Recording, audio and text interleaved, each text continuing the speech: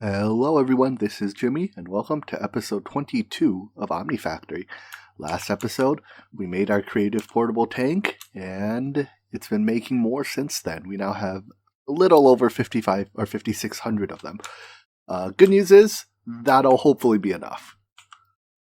So, next thing to do is to tear down probably, 60, 70, 80% of the stuff you see here. We'll get a little bit more FPS, we'll get a lot more ticks per second. But before we get into that, let's look at our next goal, and that would be ultimately our final goal, I guess, is the creative vending upgrade. So the creative vending upgrade, when put on a drawer, allows you to basically it turns it into a infinite source of that item, and when you craft it, you get two. So same thing we do with the tank, right? You put one in the drawer, you apply one to the drawer, and then you get infinite of these and you're good to go forever. So, this recipe takes a lot of stuff. Everything here is everything except the infinity ingots, I guess, is a creative item of some sort. And they all have pretty intense crafting recipes. So, instead of, trying to figure out what exactly it takes by walking through this whole thing, I used our handy dandy crafting calculator to come up with a list of the total cost of materials. And just so you know,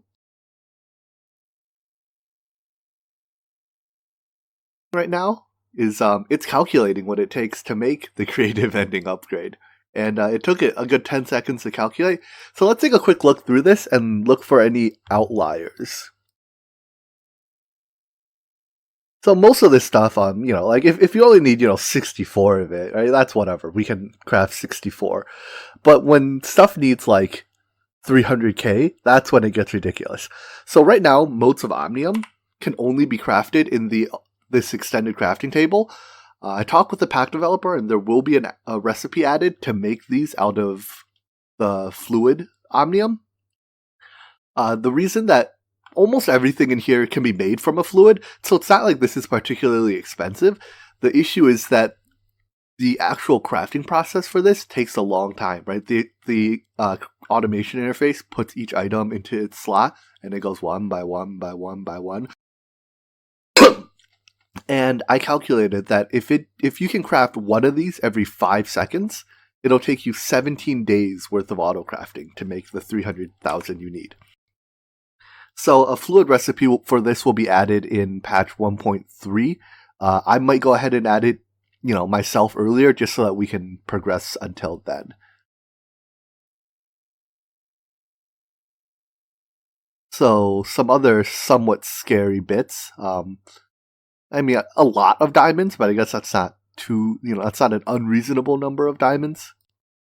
A lot of thrusters. I reduced most things down to their fluid form if I could, and anything that's a fluid, we can keep in mind, is completely free.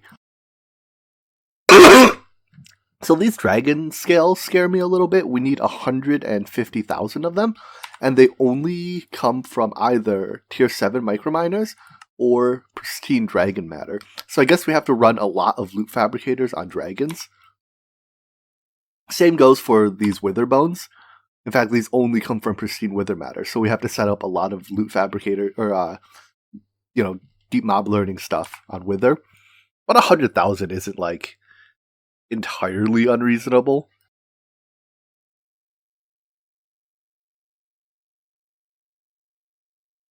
In terms of how many microminers we need, I intentionally didn't break these down further, so we need to run 5,000 tier 8 microminers, which is a lot.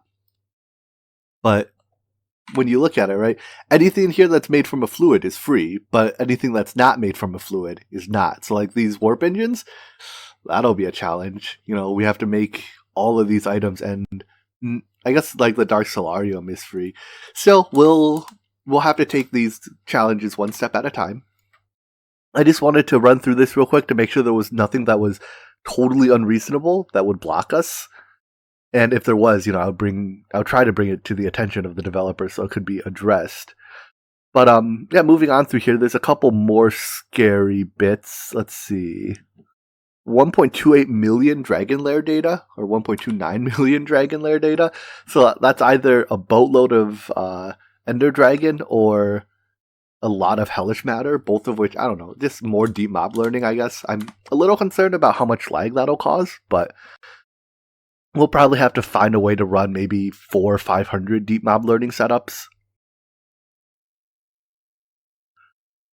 And then, yeah, a lot of these are very high in number, but they're not that hard to make. So those, 500,000 SMD transistors, whatever. Now, we have to run almost 100,000 tier 1 microminer missions. That'll be fun. These are to gather the... Right, like all these things, well, almost all of these things are worthless. The exception here is this dilithium ore because it's launch fuel. And there's no other way to get it. But the other thing that tier 1 microminers are good for is that they get stellar creation data. And if you remember, we need a lot of these, 4 stacks of them, to get universe creation data, to get hearts of the universe. And while we can melt these, we can't turn them from fluids back into hearts, unfortunately. Anyways, as I said, we need 1 million dilithium ore. So that's another, at 64 per mission, another 100,000? 150,000 tier 1 microminers. But looking at this, I think everything is doable, and it'll be a fun challenge. So let's start by taking down the systems we don't need in our base so that we can start putting up new systems in their place.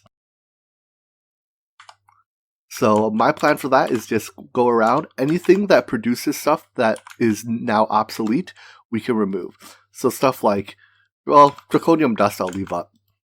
This I'll leave up. These I'll leave up. Here's one. Our TNT machine.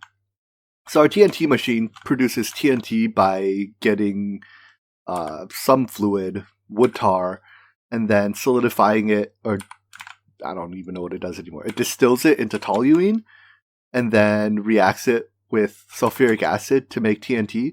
But we can directly make the fluids now, so we can, goodbye. Good. Oh, I didn't mean to do that. Mistakes were made. The process of tearing down stuff in the basement is coming along well, but I figured before I went ahead and tore down too much more stuff, I should start producing the things I'm tearing down. So first, over up against this wall, I just have a row of creative tanks with storage buses on them that'll provide access to all the various fluids that we need around the base in fluid form. But for most things, we need in item form, right? When it comes to like ingots, plates, blocks, etc.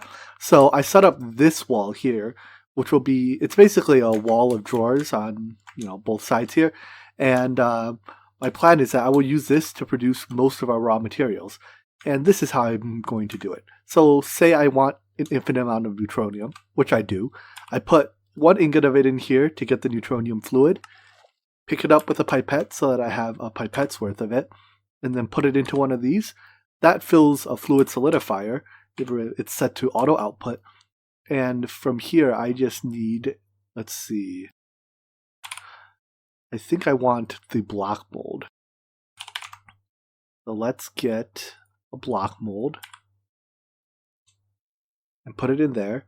That'll produce blocks of neutronium, which I can then set that in the compacting drawer beneath it, and then just set this to auto output into the drawer. And voila, we are automatically producing neutronium at a pretty fast pace. What is this like? I don't know, maybe 1 every 2 ticks? So 10 a second? That seems pretty good to me. So for all the, ingots, blocks type stuff, I'll have one of these fluid solidifiers do it. And for pure fluids, I'll leave them in pure fluid form. Now, there will still be some things, like take night slime, for instance, here. Night slime has to be made in a chemical reactor, and there is no fluid form of it. So, as a result, I just have to keep making it here. But the slime, or not the slime, the titanium is being provided by a fluid tank. So I'll continue tearing things down and to continue adding materials to our wall here as we go. The time has come for us to take down our starting blast furnace. Goodbye, old friend. You've served us well. You'll be slightly missed. Possibly. Maybe. Remember this epoxy resin setup we worked so hard for? Well, we don't need it anymore. We can now produce it automatically. All around the base is what I've been doing. I've just been taking down systems, and if they've been fluid producers, I'll replace them with a creative tank and then just get rid of the producer so that this is still feeding epoxy resin to these machines, but we don't need all the infrastructure to produce it anymore. So everything here that's producing, you know, biodiesel or whatever it was doing, nope, don't need it. Ethylene, don't need it. Don't even know what that was. Don't need it. And then this here, our precious, precious polyethylene machine, or this one's polyvinyl. Bye-bye. Polyethylene. Bye-bye. Chlorine. Bye-bye. So yeah, it's been, I don't know, therapeutic maybe is an appropriate word to use to just knock down all of these systems one by one. Anyways, the destruction continues. Well, we don't need these air distilleries anymore, and what better way to send them off than with a bang?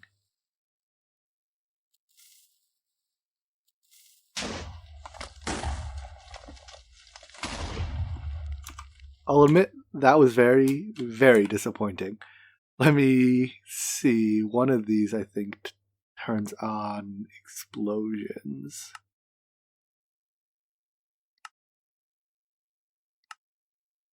Now, this time, with explosions enabled, let's send them off with a bang.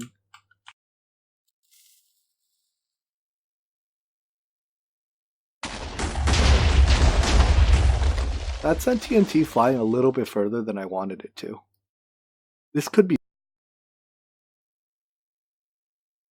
I think some of the TNT hit a drawer, and now my game's gonna crash.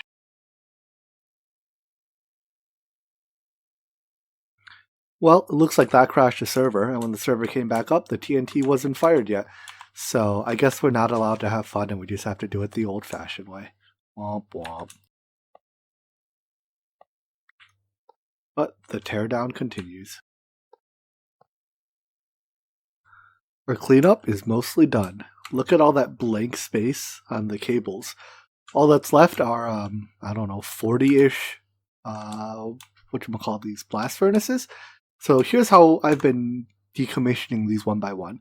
So I check to see what it's making. So in this case, blue steel, and I get one of them. And I get an ingot. And I'll do a couple at a time. So blue steel, vanadium. And let's do 3 at a time here. Nicro. So I'll get these ingots, and then I'll hop down to here. Come over to our wall of fluid solidifiers. Turn these into their fluids while getting dropper, or whatchamacallit, not droppers, pipettes. I'll fill the pipettes with the various fluids. And then we'll just go over to the next free slots and fill them up. So almost everything just takes a ingot mold, or not an ingot, sorry, a block mold, because we can cast them into blocks and then allow the compacting drawers to turn them into whatever form we actually need them in. So I've been doing this for basically every time I take down a blast furnace or a alloy smelter or a machine that's processing, I just transfer it over to here. So we have, I think it's 24 per layer. So we have like 40-ish done and maybe 40-ish more to go. And on the backside, we have more room. So yeah, I'm just going to continue this. There's a couple small tricks you can do. So if you look at this, making end steel, it makes Greg Tech end steel, which if I just put this into a compacting drawer, let's look at this. So if I just put this in a compacting drawer, what I get out are Greg Tech, end steel ingots, which are also not very useful. Now they can be crafted into the regular end steel ingots, but there's a small trick we can do. If we get, let's take all these out. If we get a regular Ender IO end steel ingot, we can put that in there, but then we can't. Wait a second. Oh, I turned them into. Well, I've been putting conversion upgrades in them. Maybe they're not needed, but that allows us to turn the Greg Tech or the input the Greg Tech block, but have it sit in the drawer as the Ender IO block. So yeah, I've been doing that for stuff like the end steel, dark steel, not wrought iron, not black steel, electrical steel. But all right, I'm going to continue to tear things down, and we're in the home stretch now. As much as I would like to take everything down, there are a few blast furnaces that I can't take down. Like this one making glowstone doped wafers. We can't, make that directly with fluids, so this blast furnace has to stay. I suspect of the remaining ones, there might be another like 3, 4, 5 that'll be like that, but still, we'll have a lot less machines running. With the last of those blast furnaces, I think the teardown is complete. Now on to the next phase. We have some materials that we can now make using the creative fluid tank that we couldn't use, that we had to use other methods to make before. So let's start perhaps with one of the most exciting of them, Awakened Draconium. So if we grab an ingot of it, we can turn one ingot into, well, effectively infinite.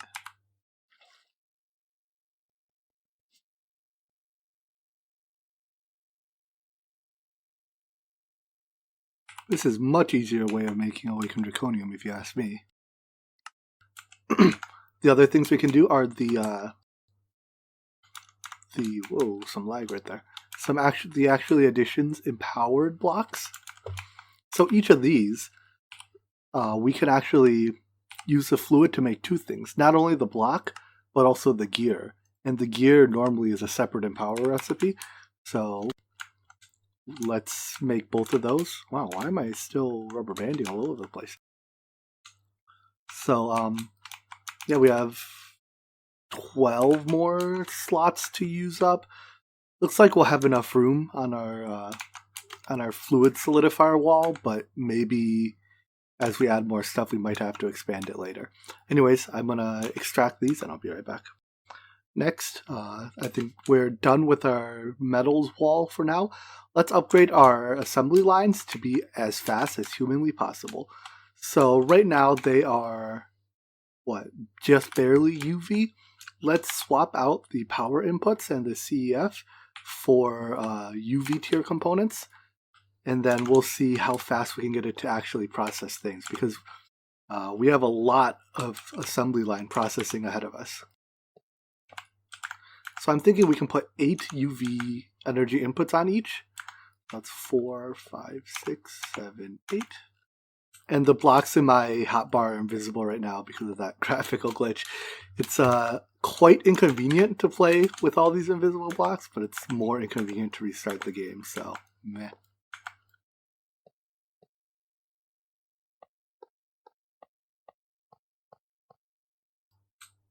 And these are UVCFs, I swear.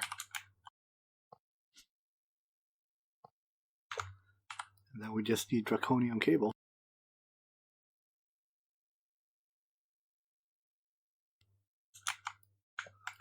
Oh, those are not the cover type.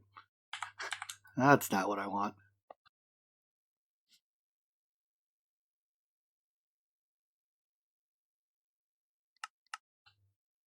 If I touch those while those are running, that'll fry me right up like a potato.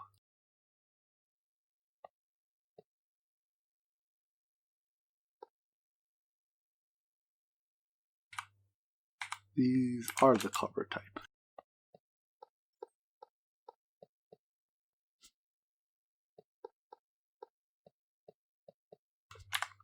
So each of these should be like 16 million EU a tick max now, or 8 million?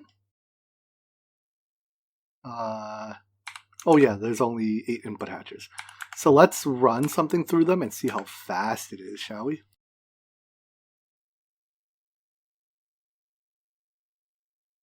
You know what, let's see. What is something we'll need a lot of? Field generators? I think UV field generators. Can we get 10 of these? Gravity stars. Okay, so I need to improve our gravity star production, make more circuit boards. And what the heck is using microprocessor arrays? Let's just order one.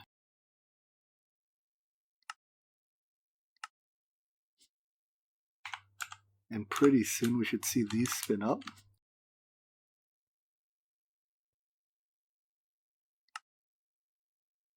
This whole invisible thing is not making it easy for me to tell what's actually going on, you know?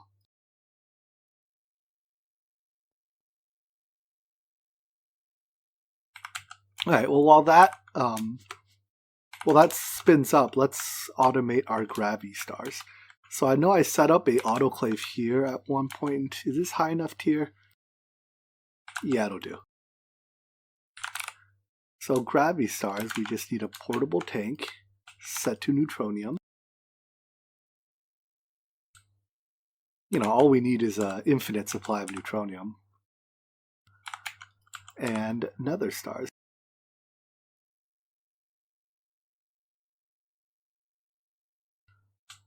Which reminds me, we should get an infinite supply of nether stars.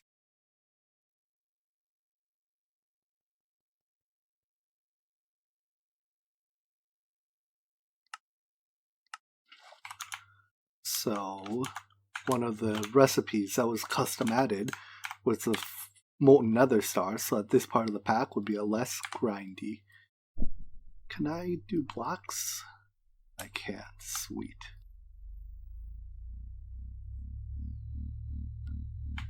And now we should have, for all practical intents and purposes, an infinite supply of nether stars. So let's see here. We'll need an export bus sending nether stars and an import bus taking gravity stars back.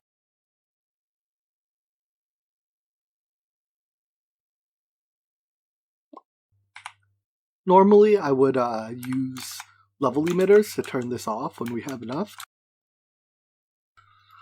But right now I'm not really worried about, you know, the material costs of any of this, right? What am I gonna run out of nether stars to feed it or something? So I'll just let it run forever. And maybe at some point we might even have to upgrade this to a faster one, because I think it takes it a little while. Right, export buses don't just work. I actually have to tell it what to export.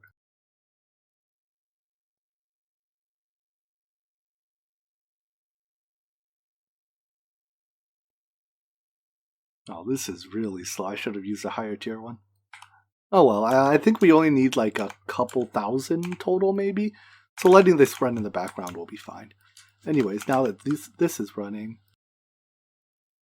you know, I'll be honest, I expected this to be a lot faster. Turns out maybe it doesn't keep overclocking. That's a shame.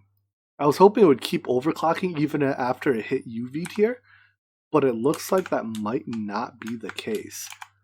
But what is it crafting? It won't tell me.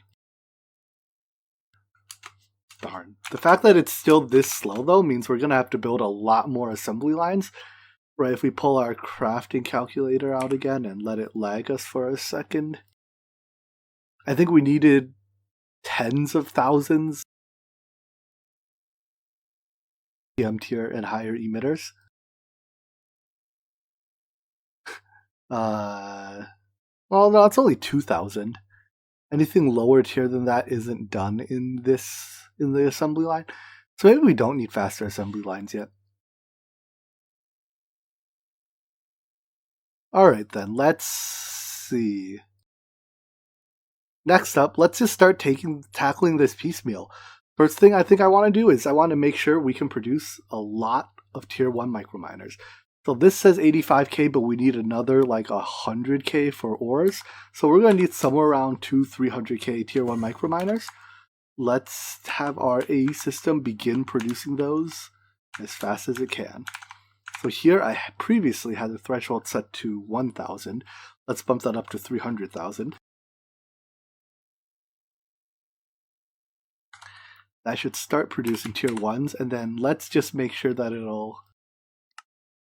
You know what, I'm going to restart my game so my stuff's not invisible anymore, and be right back. Alright, we're back, and now we can actually see blocks again. So let's see what it would take to make 1,000 of these. Now I know that this will fail. Not only do we not have enough bytes, we won't have enough materials, and that's fine. What we're looking for is we can scroll through this list and look for the things that fail. Like these fail, that's fine. These are being auto-crafted in the background. We're looking for materials that that we can maybe streamline the process for. So for example, this conductive iron, right now it's crafting it. Why don't we can add that to our resource wall. And that's the kind of stuff I'm looking for. Like brass, let's add brass to our resource wall.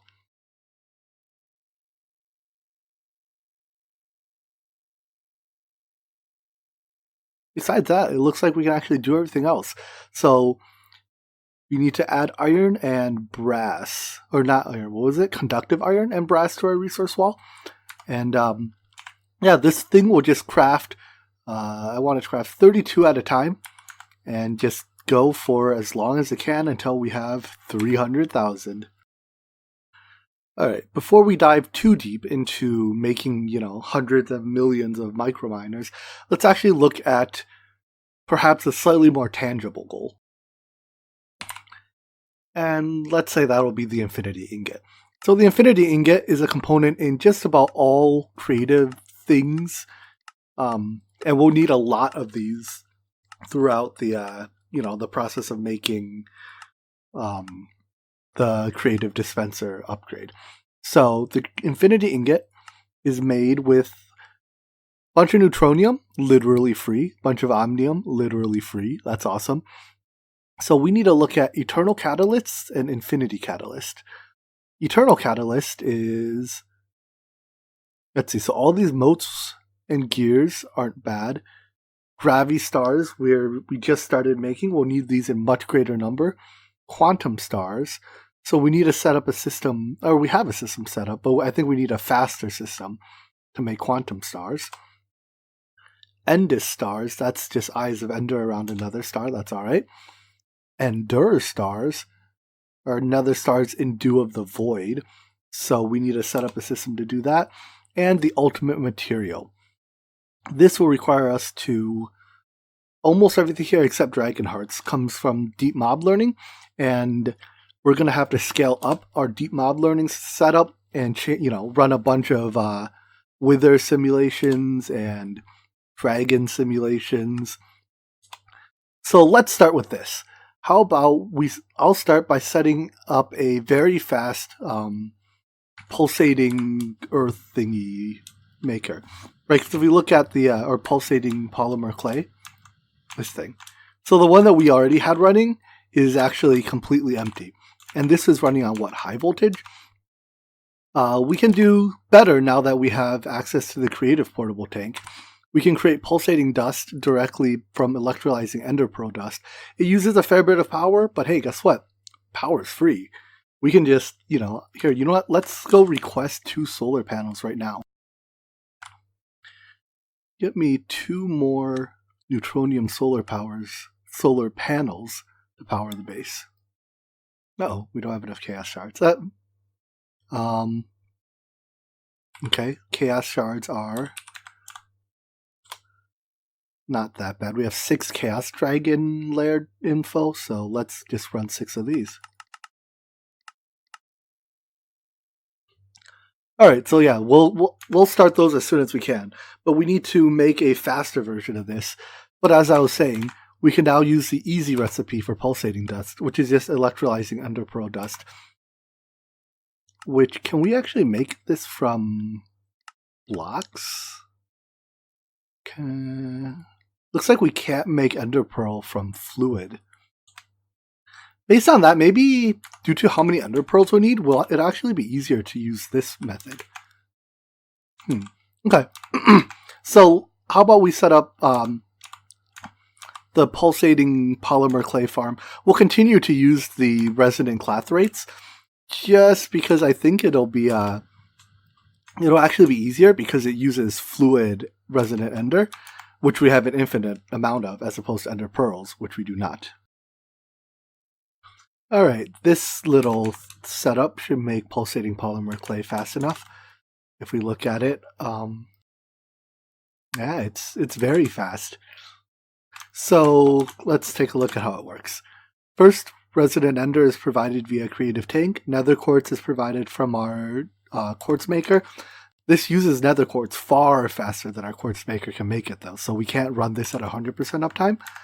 Then the clathrates get smelted in a extremely fast multi-smelter, where they get turned into pulsating dust, where they get eventually alloy smelted with clay. And once again, this uses clay faster than all of our clay producers can produce it. Right? We have a clay producer here that's, well, empty apparently. And then we have a clay producer here that's slowly emptying out.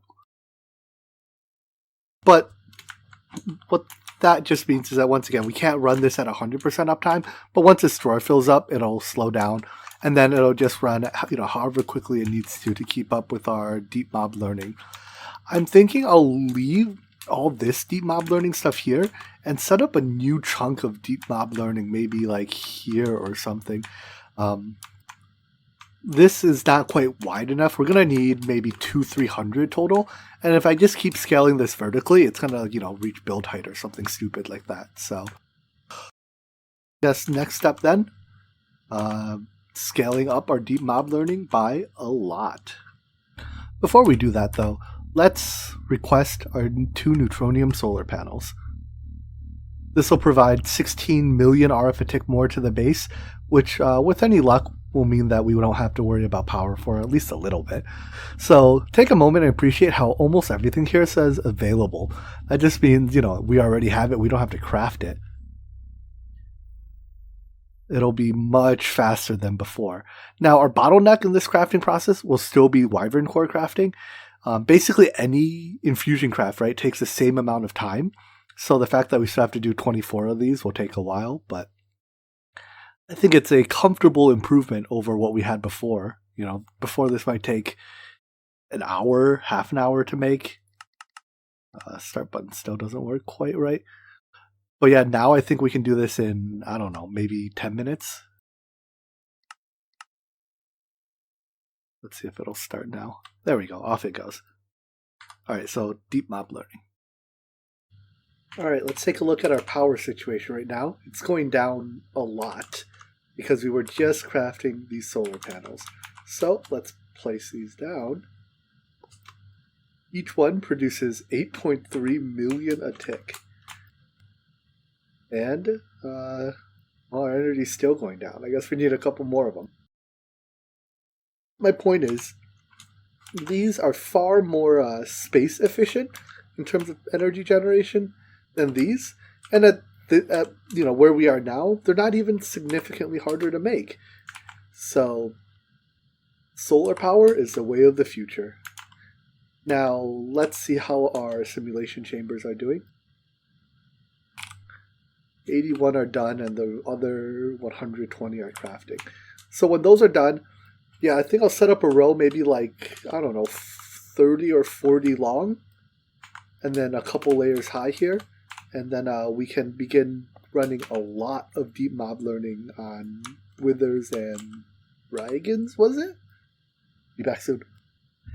Remember when we were talking about making things less laggy? What was that, like 15 minutes ago? And then I put up 200 simulation chambers. Yeah, about that lag. Well, here's our 200 simulation chambers. I haven't actually configured the input-output yet, nor have I put the cards in them, but these 200 will provide the materials we need for the ultimate, what was it called? The ultimate materials. So a bunch. Let's see. So for each ultimate material, we need 8 Wither Bones, 12 Ender Dragon Scales, and 4 Guardians. Probably I'll run 1 row on Guardian, or maybe half of a row on Guardian, 2.5 on Dragons, and 2 on Withers. And remember, we needed something, it was like 50,000 of these ultimate materials. So, yep, that's our life now. Anyways, I think this episode has dragged on long enough. Sorry we didn't get too much, progression type stuff done, but we've finally gotten around to cleaning up our base a little bit. We have a lot of space to put new machines, and I'm sure that space will be used up quicker than I think it will. So, I hope you enjoyed this episode, and I hope to see you in the next one. Take care. Bye-bye.